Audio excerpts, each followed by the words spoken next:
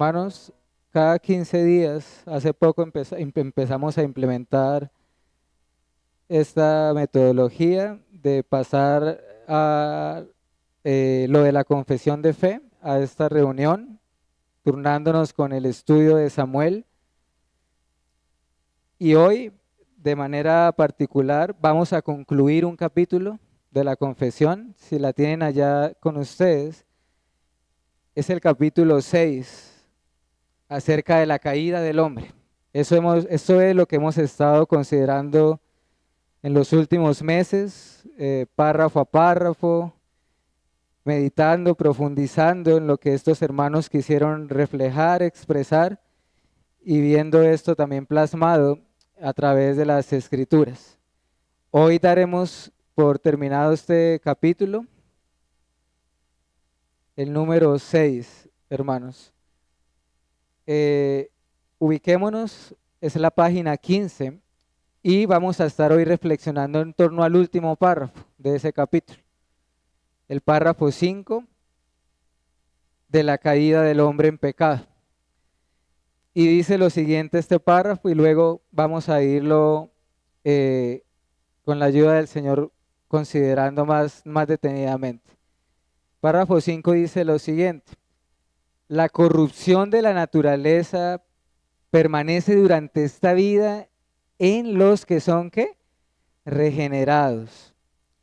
Y aunque ella sea perdonada y mortificada por medio de Cristo, ella misma y sus primeros impulsos son verdaderamente y propiamente pecado.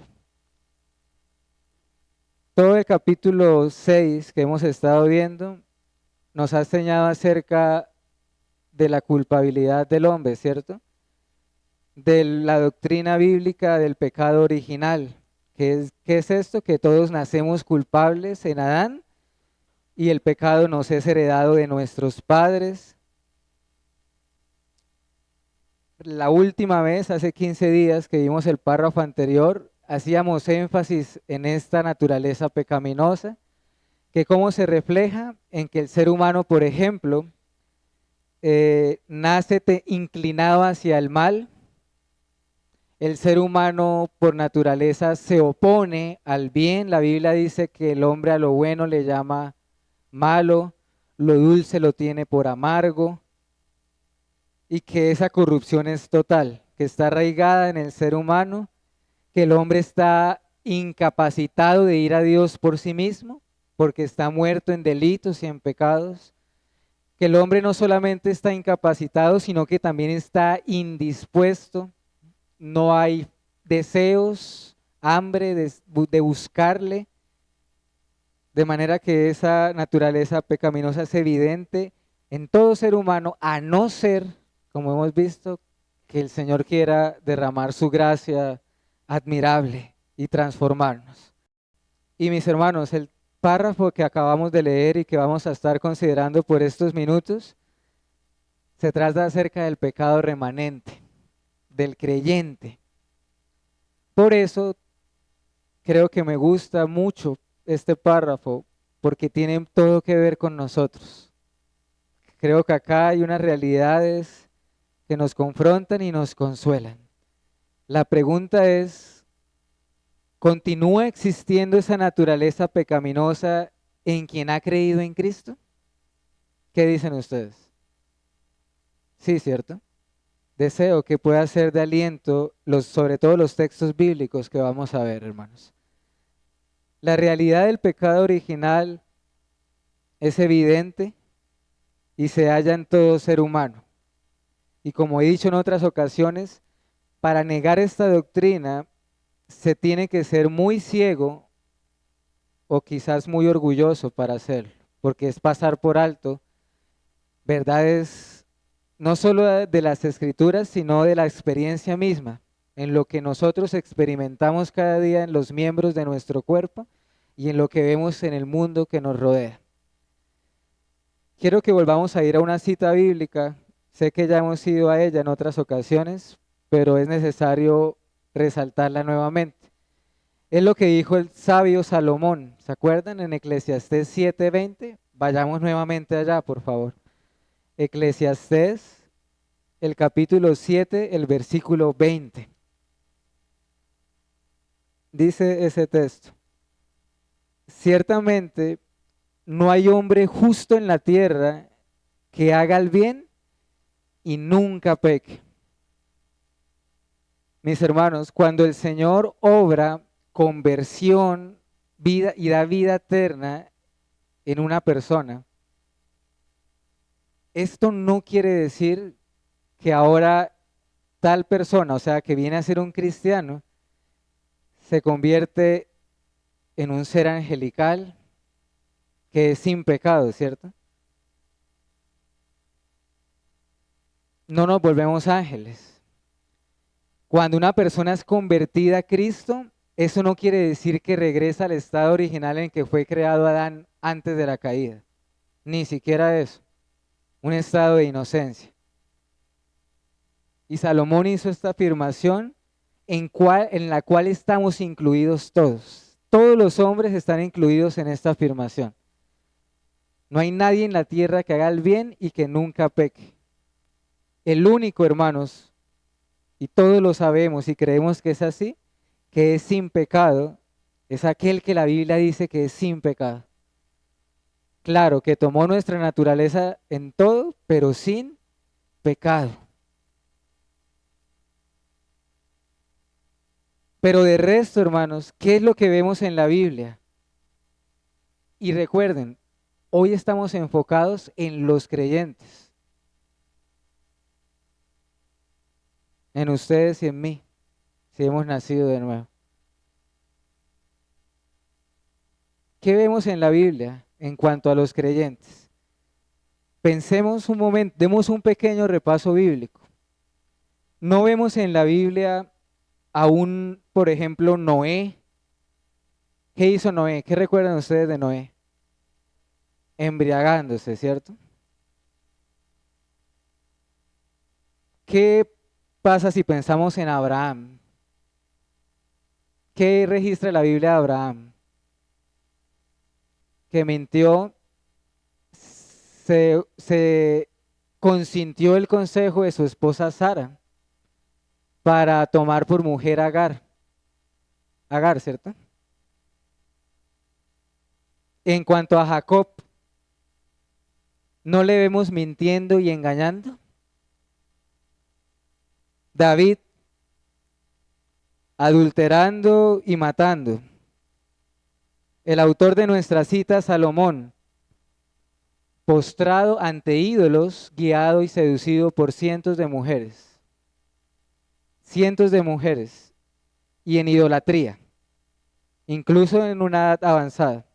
Pedro, el apóstol Pedro, le vemos negando al Señor y lanzando maldiciones. Pablo, el apóstol, le vemos, por ejemplo, en el libro de Hechos, rechazando a un joven llamado Juan Marcos y separándose de Bernabé, para luego manifestar que erró al haber menospreciado a este joven llamado Marcos.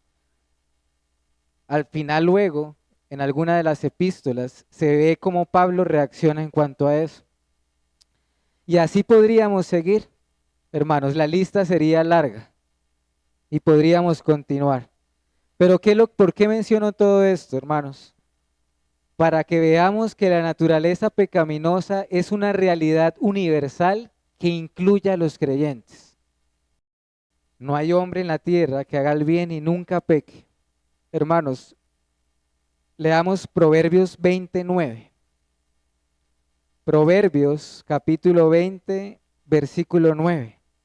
¿Quién podrá decir, yo he limpiado mi corazón y limpio estoy de mi pecado?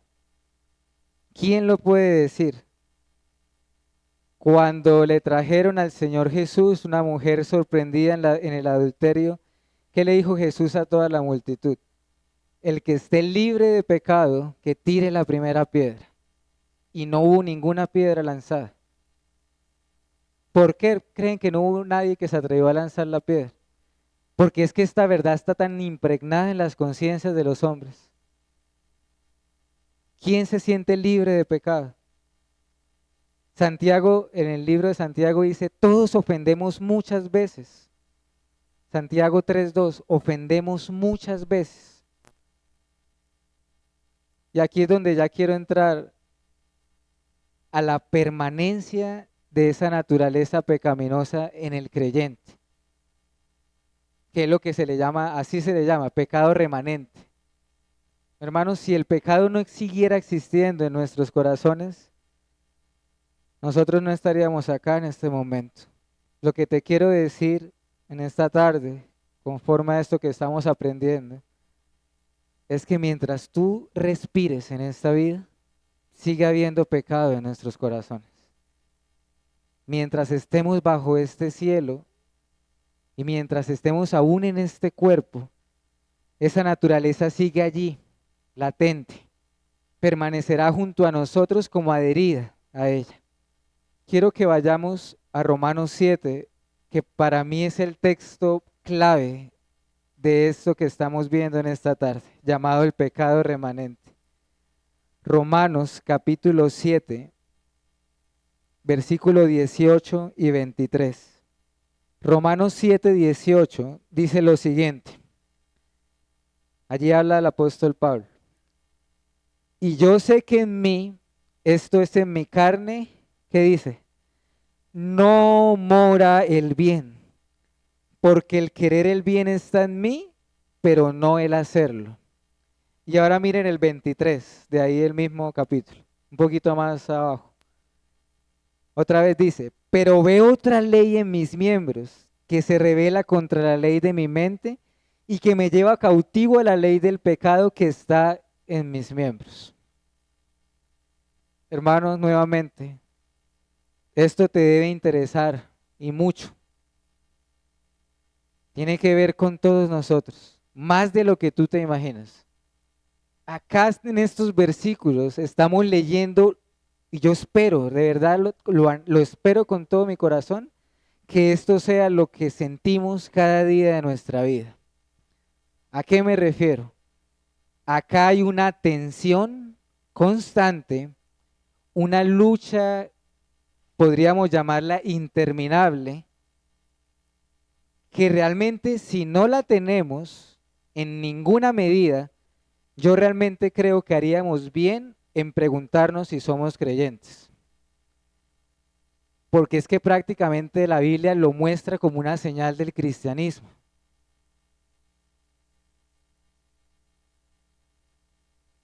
Estamos hablando acá de una lucha que los impíos, los no creyentes, desde luego ni saben de qué estamos hablando acá. ¿Por qué? Porque en ellos sencillamente no existe esa lucha. No puede haber una lucha. Pero el que es hijo de Dios, allí hay un alma que está luchando y que se duele por el pecado. Y Romanos 7, los versículos que acabo de leer, es el pasaje donde más se ve con precisión y realidad la verdad bíblica que estamos viendo en este momento, el pecado remanente. Y yo sé, hermanos, la naturaleza del cristiano ha sido cambiada, por supuesto. No debemos confundir las cosas. No estamos hablando acá del nuevo nacimiento. Claro, el que está en Cristo, dice la Biblia, que es nueva criatura. Las cosas viejas pasaron, todo ha sido hecho nuevo. El apóstol Juan en su epístola dice que el creyente no puede practicar el pecado porque ha nacido ¿de qué? De Dios. Primera de Juan 3:9, como un estilo de vida, practicándolo. Pero aún así, ante esta realidad del nuevo nacimiento, que es una realidad espiritual, también es una realidad que la naturaleza pecaminosa sigue morando en el creyente. Lo que te quiero decir o quiero que podamos ver en este momento es que Dios nos salvó y nos perdonó de todos nuestros pecados, pero no de la existencia del pecado en nuestros corazones. ¿Por qué? Puede ser la pregunta. Lo único que podría responder a esa pregunta es porque así le plació al Señor. Así le agradó a nuestro Dios, que a pesar de una transformación, de un nuevo nacimiento, aún haya residuos de pecado en nuestro corazón. ¿Por qué no los quitó del todo de una vez? Así lo quiso Dios. Quizás para humillarnos, quizás para que todos los días dependamos más de Dios, o quizás por la gran razón de que eso glorifica más a Dios, cuando ve que un hijo suyo poco a poco y progresivamente va transformándose a semejanza de su Salvador. En esta lucha han vivido todos los creyentes y acá tenemos el caso de uno de los apóstoles. Pablo, hermanos, no está acá dudando de la salvación. En ningún momento está dudando de su salvación. Pero lo que sí vemos acá es a un hombre con una lucha en agonía contra el pecado. Contra el pecado que mora en él, dice él. El pecado que mora en mí.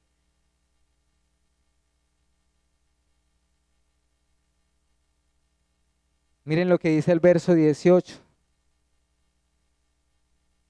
No mora, yo sé que en mí no mora el bien.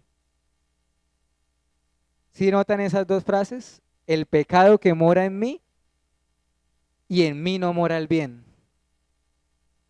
¿Sí notan claramente esa verdad bíblica que estamos viendo en esas dos palabras? Y acá estamos hablando de un hombre que ya había sido convertido. El creyente, en palabras de Pablo, hay una ley aún en los miembros de nuestro cuerpo, a la que Pablo le llama la ley del pecado. Es una ley, así como existen las leyes de la naturaleza, la ley de la, ¿cuáles leyes hay? La ley de la gravedad, así como hay todas esas leyes, Pablo está diciendo que en nosotros existe una ley que se llama la ley del pecado, en nuestros cuerpos. Nuevamente, el que es incrédulo no experimenta esto. ¿Por qué? ¿Por qué un no creyente no puede experimentar lo que estamos viendo en esta tarde? Porque ama el pecado, porque se deleita, se revuelca en el pecado, no hay arrepentimiento, no hay nada en él que lo lleve a rebelarse contra estas cosas. Pero cuando hay un creyente que ha nacido de Dios y hay un nuevo corazón, mis hermanos, entonces de manera natural van a haber nuevos afectos y nuevos deseos. ¿Y eso qué va a hacer? Que entonces haya una tensión, una lucha interna. Y es más, mire lo que Pablo dice acá en palabras curiosas. ¿Cómo es que él dice? Dice, deseo, lo que deseo no lo hago. No hago el bien que quiero, sino el mal que no quiero. Y entonces el combate se hace interminable. Y yo sé que ustedes saben a qué me refiero. Porque todo cristiano en alguna medida experimenta esto. En alguna medida.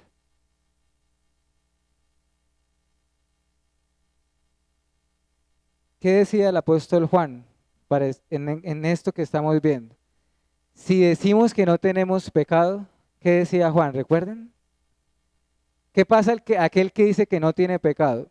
Nos engañamos a nosotros mismos y la verdad no está en nosotros. Estoy leyendo primera de Juan 1, versículo 8 y versículo 10. En el 10 dice, y si decimos que no hemos pecado, le hacemos a él mentiroso y su palabra no está en nosotros. Es tan real que es inútil ocultarlo. Mis hermanos, es terrible cuando los impíos se ven limpios a sus propios ojos. Pero ¿saben qué? Hay algo más terrible. Cuando un creyente ya no percibe sus propios pecados. Ahí hay algo más terrible aún. Cuando el creyente dice, yo ya no necesito confesar ningún pecado. Yo ya no tengo de qué arrepentirme.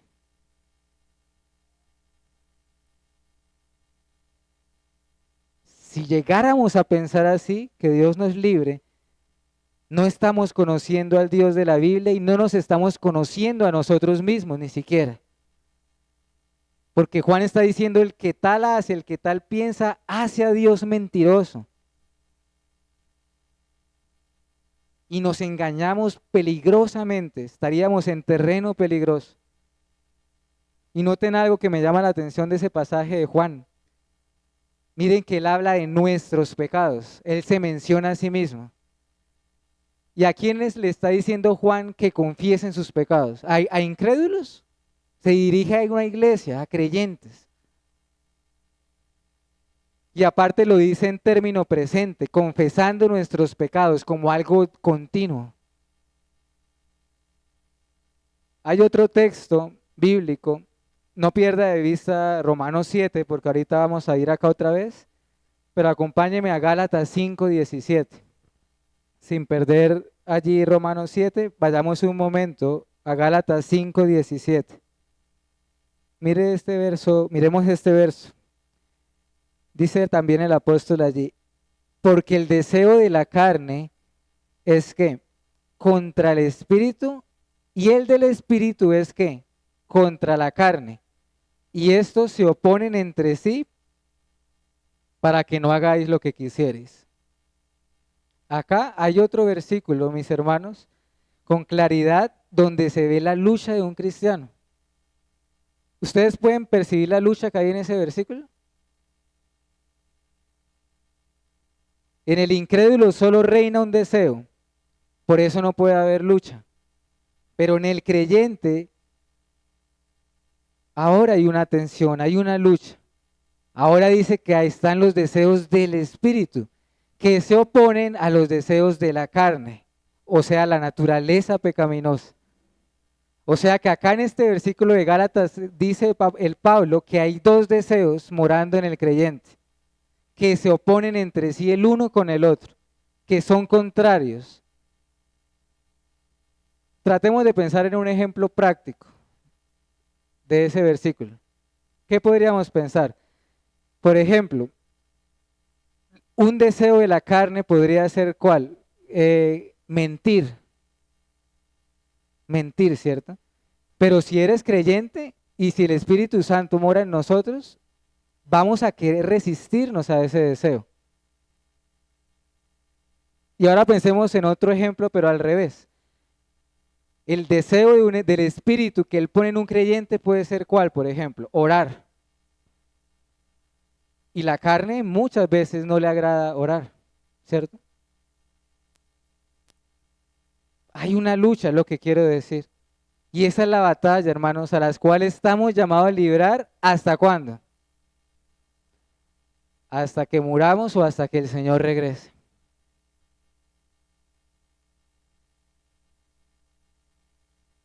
Hermanos, no sé si lo notamos. Estamos hablando de que la vida cristiana es una lucha,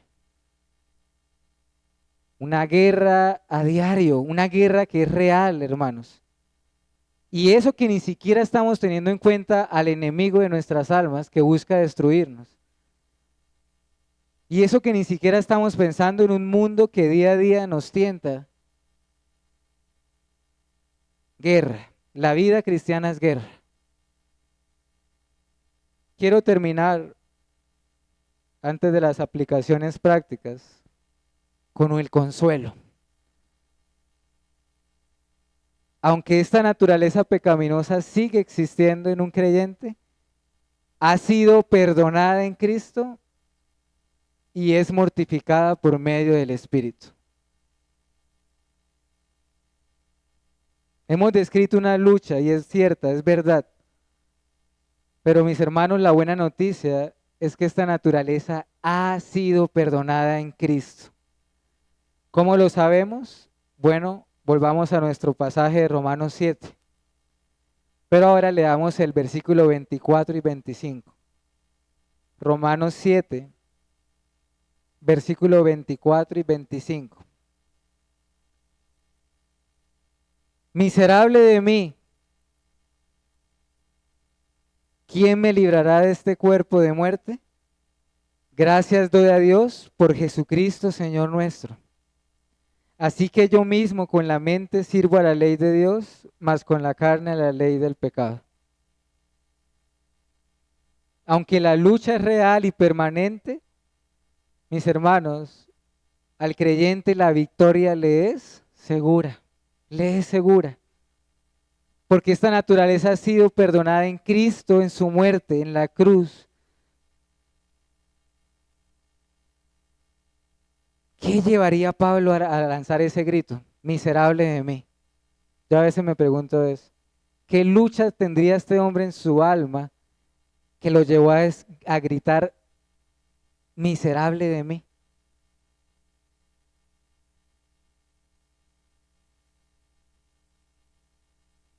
Hermanos, ¿saben por qué él hizo eso? Porque nos debe asombrar para nuestro dolor y vergüenza, cómo de nuestro corazón cada día sale maldad aún. Sale incredulidad, sale orgullo, sale inmoralidad, sale cualquier cantidad de pecados. Eso da dolor, da vergüenza, da tristeza. ¿Cuál es el anhelo del cristiano? ¿Saben cuál es el mayor anhelo de un cristiano? A la luz de lo que estamos viendo en esta tarde. El día en que nuestros cuerpos sean glorificados. Porque ¿qué implicación va a tener eso? Que no habrá más maldad. No habrá más maldad. Por lo tanto, mientras estemos en este cuerpo, nos corresponde clamar, ¿quién nos librará de este cuerpo de muerte? Y no hay otra respuesta, sino el Redentor, el Salvador. Por eso Pablo con gozo pasa de miserable de mí a decir, gracias a Dios por Jesucristo nuestro Señor.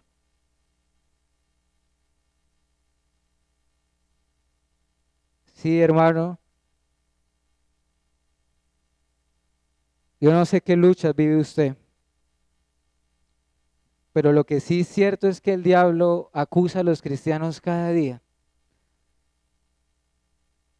Nosotros no pudimos oír esa conversación o esas acusaciones, pero las hay, créame que las hay. Todos los días Satanás te está acusando delante de Dios por muchas cosas que tú haces o que hacemos todos los días. Pero quiero recordarte que cuando te sientas angustiado por esto, podemos hallar consuelo en lo que el mismo Pablo dice más adelante. ¿Quién acusará a los escogidos de Dios? ¿Quién es el que los condenará? Si Cristo Jesús fue el que murió por ellos, el que resucitó por ellos y que además de esto, que recuerden, está intercediendo continuamente por ellos. Romanos 8, versículo 33 al 34. Hermanos, allá hay consuelo. Si Satanás te acusa así, dile, ve y si quieres habla con mi hermano mayor que murió por mí y que intercede por mí. Allí hay buenas nuevas. Ha sido perdonada en Cristo. Pero segundo, esta naturaleza es mortificada por medio del Espíritu Santo. Vayamos a Colosenses capítulo 3, versículo 5 y versículo 8. Colosenses 3, versículo 5 y 8. Dice el verso 5, Colosenses 3, 5. Haced morir pues lo terrenal en vosotros, fornicación, impureza, pasiones desordenadas, malos deseos y avaricia, que es idolatría. Y ahora miren el 8. Pero ahora dejad también vosotros todas estas cosas: ira, enojo, malicia, blasfemia, palabras deshonestas de vuestra boca. Es que esta naturaleza pecaminosa no solamente ha sido perdonada ya en Cristo, sino que Dios nos ha dado su Santo Espíritu para que a través de Él podamos mortificar esta naturaleza pecaminosa.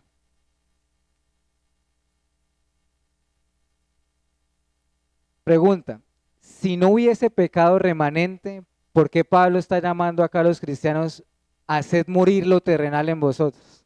¿Lo notan? Pablo está diciendo que aún hay cosas terrenales en nosotros.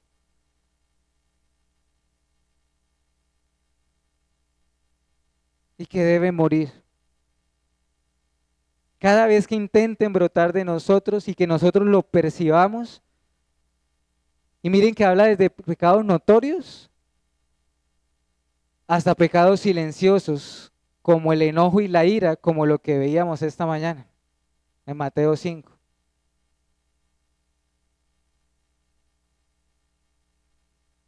Así podríamos seguir viendo pasajes, hermanos.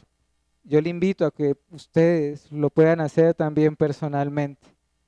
Dice un autor, el hermano Waldron, abro comillas, no se puede enfatizar la gracia de Dios al punto de negar que los creyentes pequen o que tengan una naturaleza pecaminosa. Los cristianos no pueden pretender haber superado el pecado. Una marca del cristianismo auténtico es la confesión y limpieza continua del pecado. Esa es la razón por la cual nos arrepentimos una y otra vez. Es una pretensión negar la naturaleza pecaminosa y es una pretensión decir o creer que no cometemos acciones pecaminosas. Esto nos libra de un perfeccionismo, pero también de un fariseísmo, de ver solo las cosas externamente. Quiero concluir, hermanos, antes de pasar a nuestro tiempo de celebrar la mesa del Señor, con estas aplicaciones brevemente. Mis hermanos, les ruego para todos nosotros, no nos engañemos a nosotros mismos. Aún tenemos pecado. ¿Qué decía Pablo en un pasaje en Filipenses? No pretendo, ¿se acuerdan ese pasaje? No pretendo haberlo ¿qué? Alcanzado ya. Y dice otra versión, ni que ya sea perfecto. No pretendo haberlo alcanzado ya. Filipenses 3:12. De manera que debemos ser cuidadosos de no estar pensando de esa manera, como si ya lo hubiéramos alcanzado, como si nuestros cuerpos ya hubiesen sido glorificados. Segundo, les pido también que esta verdad que hemos meditado en esta tarde, no la tomemos como una ocasión para la carne. Es una realidad, pero tampoco nos vayamos a un punto donde digamos, a un punto de relajación del pecado. Esto es normal, ya no podemos hacer nada. No, hermanos, no quiero comunicar con esto que tomemos el pecado a la ligera o con liviandad. Miren acá lo que Pablo está diciendo. Miserable de mí, hay una lucha acá. El puritano John Owen dijo, mortifiquemos el pecado cada día o de lo contrario, Él nos matará a nosotros. Mortifiquemos el pecado cada día o de lo contrario, el pecado nos matará a nosotros. Luchemos pues contra el pecado, no en nuestras fuerzas, con su espíritu, mientras anhelamos ese día glorioso, ese día glorioso. Mientras tanto, mientras estemos en esta lucha, aprendamos a descansar en la gracia de Dios, en la fe. Miren lo que Pablo decía, gracias doy a Dios por Cristo, Señor nuestro. Concluyo leyendo esta cita bíblica. Es un salmo, Salmo 130, versículo 3 y 4, si desean acompañarme allí. Salmo 130, versículo 3 y 4. Miren este precioso versículo, hermanos. dice, Jehová, si mirares los pecados, ¿quién, oh Señor, podrá mantenerse? ¿Y qué dice luego? Pero en ti hay perdón, para que seas reverenciado. ¿Quién podrá mantenerse? Pero en ti hay perdón. Creo que es un versículo apropiado, hermanos, para llevarnos a celebrar la cena del Señor. Y antes de pasar a repartir y orar por los elementos del pan y del vino, quiero hacer una breve, muy breve meditación nuevamente de Isaías 53. Vayamos allá otra vez, hermanos, por favor. Solo quiero hacer un comentario, unos comentarios de los versículos 4 al 6. Isaías 53,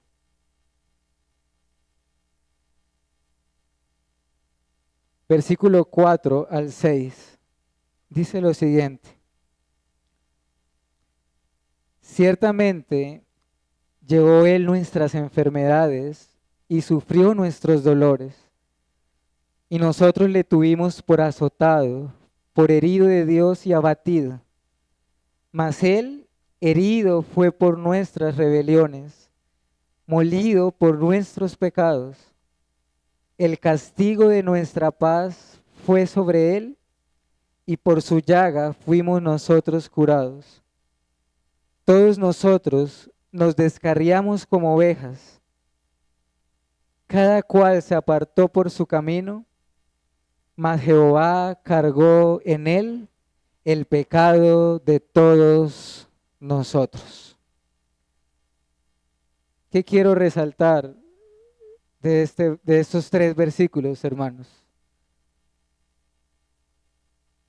Este quizás sea el capítulo más conocido de Isaías, ¿cierto? Con respecto al Cristo.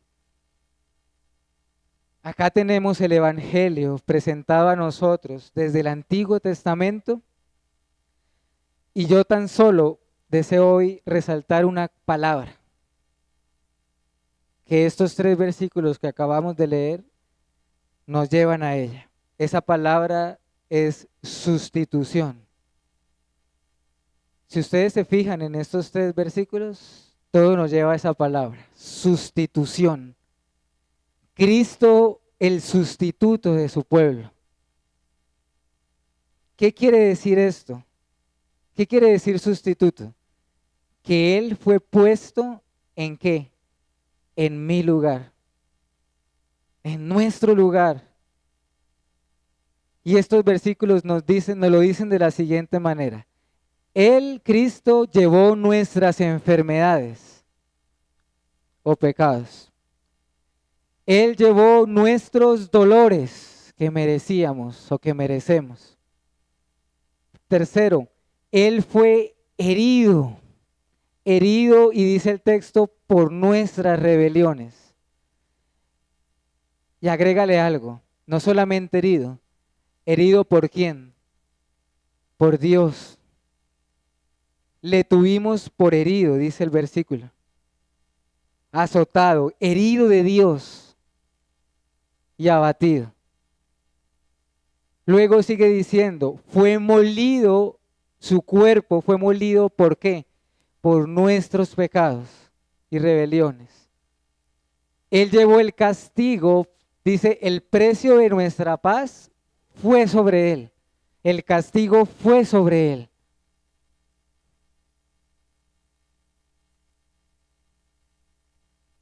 Y a cambio nos ha dado ¿qué? Paz para con Dios.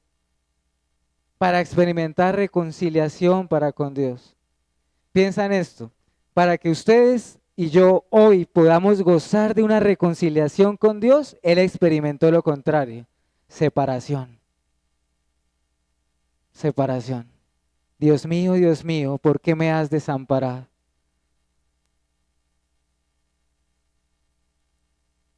Mis hermanos, ese día Cristo no solo cargó el peso de esa cruz,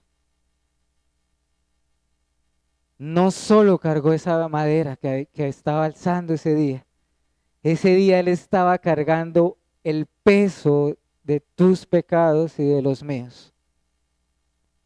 La cruz de madera se la ayudó a llevar un hombre, ¿se acuerdan? Simón, el que le ayudó a llevar la cruz. Pero este peso lo llevaba Él solo. Nadie más lo podía llevar. Sobre sus hombros. ¿Crees esto? Creemos esto. Quiera Dios que el amor de Cristo nos constriñe, nos cautive y despierte gratitud y adoración, mis hermanos. Cristo nuestro sustituto. Permítame leer